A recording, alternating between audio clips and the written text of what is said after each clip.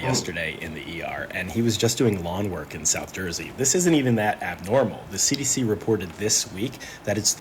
Let me see. Let me start that over. Let me see what this guy talking about. I pulled 32 ticks off a guy yesterday in the ER, and he was just doing lawn work in South Jersey. This isn't even that abnormal. The CDC reported this week that it's the worst tick season in nearly a decade. Rates of people showing up to ERs are double what they normally are. And at that, it's not even tick season yet. The little nymphs that come out and spread most disease because they're super tiny and you can't really see them, they don't even come out for a few more weeks. Lyme disease and the other tick-borne illnesses like anaplasmosis, babesiosis, ehrlichiosis, they don't really typically show up with the classic bullseye rash. Most of the time, it's just fever and headaches and feeling like crap, and it might not even start for a month after you were bitten.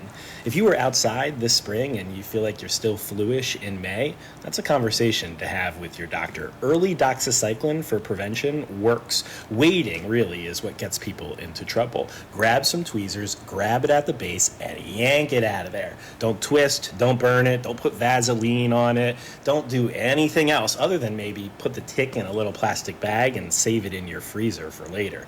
Check your kids before bed. Check behind their ears and the hairline, check behind their knees, check your dog, check yourself in the shower. This season is so bad, but it's early, so you have to pay attention.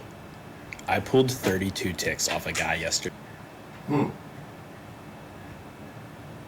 A couple years ago, the elites came out with a meat substitute called Beyond Meat. That meat substitute, it wasn't doing very well as far as people buying it and eating it. So then they sent it down to Burger King, and you can get a Beyond Meat Whopper. And that still did not work for people to start using. It was working. I remember the stock went through the roof. I was about to invest in it. I thought it was pretty freaking like, I didn't know what it took to make it. You know, it's actually worse than actual real meat. If you eat that, you may as well eat real meat. The cholesterol levels is through the roof. The way that they make it, the process engineer, is anything but natural. But let me let them keep going. But it did shoot off. And then once people realized that it was like giving people high cholesterol, it was giving people this, that, and the third, and causing all type of ailments and stuff, the stock just plummeted. And people lost. This meat substitute. Here's why I'm saying this. If you're in Texas, something very strange is in Texas that's making people who normally don't have meat allergies start to have meat allergies, and the only meat they can eat is Beyond Meat. This right here, this is the Lone Star tick. If you get bit by this tick, you can no longer consume red meat, and you'll be forced to eat Beyond Meat. First off, that's diabolical. I'm not gonna lie to you. That's diabolical. My favorite food is beef. I love it. My favorite food is steak, you know, preferably ribeye, you know. Secondly, I'll take a nice porterhouse. It's like a T-bone, but it's thicker. It's better to grill. Ooh, put the fire on it. Chef's kiss. You know, like, I love steak. I also found out that the reason why I love it is because apparently we all can't eat the same. I learned this from my girlfriend. Like, she found it out. Like, your blood type dictates what your body wants. You know, so my blood type loves beef, apparently. I read the list. Look up your blood type and say foods that's best for you, foods you should stay away from, according to your blood type. They never taught us this. I had to get all the way up in age into just like a year ago when I learned this. That's crazy. But on my list was like lamb was good for me, bison, beef, all the things I love. I was looking at a lot of stuff that I don't eat, and hey, this is bad for me. Your body tells you what it wants. It tells you what it wants, for real, for real. You know, poultry was down on the list for me. And I'm like, yeah, I don't really mess with poultry like that. Certain fishes that I like, you know, was on the list that was great for me. I'm like, dang. But anyway, this is devil's work for sure, because that's diabolical. To get bit by something and can't eat beef is crazy. That's super crazy. Super crazy. I don't know what I would do. So right now, you know, they pushing veganism on people beyond meats and being lab-grown meats and stuff like that. All of a sudden, like you said, when the things get to plummeting, this tick is spreading throughout. It used to be isolated in certain areas. Now it's, you know, halfway across the country, just rapidly moving. Apparently ER cases and freaking Lyme disease and alpha-gal syndrome, these diseases we haven't heard in a long time. Like I used to see stuff like that growing up, like cases with people, but that's super rare. Now it's becoming more prevalent. And also on top of that, you have them coming out with a vax that for Lyme disease that they patented. They just came out with it. Like soon as they get the what they do is they engineer disease and come up with the cure. The same people who are engineering the disease are selling you the cure. So it's like the same companies that own something like shampoo. They also own companies like Rogaine. But you figure out, you read the list, man, there's a lot of stuff in the shampoo to make your hair fall out. And that same company, so they're selling you the problem, and you just washing your hair thinking, oh, this stuff is great, but it's really, over time, going to make your hair fall out, and then they'll sell you the Rogaine. But Rogaine doesn't make your hair grow back permanently. You have to constantly use it and constantly buy it so they can string you along. So if you don't get off the shampoo, you need the Rogaine. That's just what it is. So you have to understand that that's how it works. They sell you they sell you the problem and the cure. They're in both businesses. This is how the pharmaceutical companies work also. You know, they don't look for a cure. They look for something to, there's no profit in the cure. They cure you one time and they'll never see you again. They rather keep you on their product forever. And the interesting part about this tick, this is not an original tick. This was, let's say, placed in Texas. So if you see this on your dog, if you see this on your skin, be very careful. This is the Lone Star tick. I'm out. A couple years ago, the elite. Let's see. All right, I filmed this moose, right? I took this picture. I got videos too. As you can see, it's a little mottled, a little nasty looking. Something is going on here with the ticks and the moose and everything going on. So we're gonna get into it right now. All right, by now we all know there's something going on with moose, right? And if you've been paying attention, you've seen it. These animals have always had ticks, but not like this. Okay, we're talking 50 to 90,000 ticks on a single moose. In some areas, calf mortality is over 80% in a single winter. One study. So that's another thing. They're actually killing the wildlife, and you can't go back and eat this wildlife once it's infected.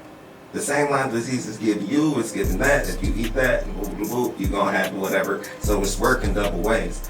That is even more diabolical because they're putting it on the wildlife, they're putting it on the farms and stuff to infect the animals, so they're no good for you to limit it. So they're actively bioengineering the ticks, spreading it, the plague, to infect the cattle, so that it's no good for you, and then it leads you back to the meat. It's the same thing with the shampoo and the Rogaine, you know, what is it, minoxidil, you know, it's the same thing.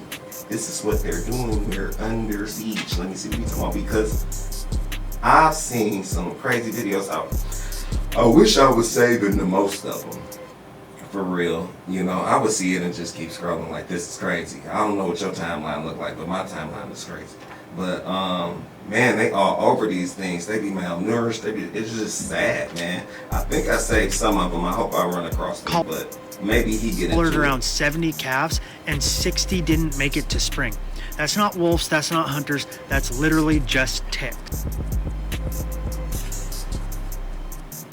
So on the farm, out of 70 calves, he said 60 didn't make it of the babies. They can't survive this thing. It's literally a plague. Here we go. They latch on in the fall and they stay all winter. And by spring, that moose is anemic, it's starving, the fucker is just barely hanging on. You'll see them pale, patchy, moving slow, losing huge amounts of body weight. And the conditions right now are perfect for it. Longer falls mean more ticks attach, shorter winters mean more survive. And when moose are concentrated, it spreads even faster. It's really kind of a perfect storm hitting them hard right now. And people are starting to ask questions, which is good. Some are claiming they've found boxes of ticks out in the woods. I haven't seen hard proof of that, but I'm also not going to pretend. People just say the same thing for no reason, right? Especially when you look at history. So the US did experiments with insects during the Cold War, ticks included, right? Plum Island, Lyme disease, all of that has fueled suspicion over the years. So people are connecting dots, whether you like it or not. So they did this before. I also was hearing that. They did this before, the same thing, the exact same thing as the test. And it's like paperwork, like declassified, CIA, I don't know, paperwork that just came out like, oh yeah, they did this during the Cold War too. Like, history always repeats itself. So it's not like we're on some conspiracy stuff. This is something they actually done before. You can pull it up. I've seen people go pull up the paper and read it. I don't want to take you through all of that, but if I find it, I will. I ain't gonna lie, because it's crazy. And it's all kind of pointing to one thing. At the end of the day, conspiracy or not, right? Here's the reality. Okay, moose are getting whacked right now. Populations are dropping, tags are getting cut, and it's happening fast. I don't have a ton of extra information on this stuff, so if anybody sees this, please send me anything you have. If you have pictures and proof of these tick boxes, please send it my way, because I will call it out and I will blow it up. I seen it. I'm gonna call it out and blow it up. I actually got the videos. You'll see it on the next one whenever I'm just running through lists. So whenever I run across it, you run across it. But at the end of the day, I think it's all pretty clear what's going on here, right? There's mismanagement of predators, that is keeping moose concentrated in these pockets, which makes tick spread. Now, with the weather and everything happening, shorter winters, things like that, that also plays into effect. But I have heard about these tick boxes. Yeah, about the tick boxes. Honestly, see, he trying to keep like a positive view on it, right? Yeah, the shorter winters, this actually was one of the longest winters we've had. That's what's crazy about it. It's because there should have been more of a die-up of these things, not an explosion of it. It just warmed up for some people in like May. It was snowing in Detroit late April. The East Coast, it was still snowing. So it was a longer winter. It started snowing in August. It didn't stop till April, early May. That's not normal. That's not normal. So for it to be even more is crazy, because it was a longer season. He said, shorter seasons. Yeah, that's something you read. That's what they feeding you. It's actually this year. If you look up the year that I'm doing this, 2026, it was actually longer winters on the East Coast. For sure. I stay in California. I talk to my family back home all the time. Oh, dang, it's snowing again. Dang, it's snowing again. Dang, it's snowing again. Man, it's cold back there. Nah, it's spreading. It should be less of these things if they die up in the winter. But like he said, he getting back to the boxes because he just can't get over that. I know that he believes that these boxes have something to do with it. They're dropping these boxes of ticks off on these farms in the wilderness. And they're not the normal ones, they're the worst ones. And then there's apparently bioengineered at Plum Island. I don't know how they know that. They're getting that, I do recall now, they're getting that from where they were doing it the first time during the Cold War. And apparently those facilities are still open outside of Connecticut. And I'm not saying that they don't exist, because I am leaning on the side that they do exist. But I don't have the proof. So someone, please, out there, send me the fucking proof. All right, I filmed this. I got you. Before we get off real quick though, before I send you the proof, I'm gonna send you some stuff that you can like, what you could do to protect yourself from this, because man, we under siege, we under attack. If you don't believe it, I really don't know what to tell you. This is your reminder to lay down your line before the ants and roaches start taking over. And if you have pets, you want to eliminate the fleas and ticks before it's too late. This is called First Saturday Lime, and it's an organic insect repellent that's safe for your pets, kids, and your plants. So rather than having somebody come out and spray your lawn and garden with chemicals, you can do it yourself safely for a fraction of the price. And you can even use this in barns, stables, coops, and kennels. That also helps refreshen and deodorize the area. And they sell these in 5-pound and 20-pound bag options, but they've already sold out once this spring, so if they do have any left, I'll tag a link at the bottom so you can check them. This is your reminder to lay. Okay. If you mix 1 liter of water with 1/4 cup of salt, it's going to make a spray that's going to get rid of all the gnats, fleas, and ticks out of your yard, and it will not harm your grass. If you Okay. Enough is enough of that.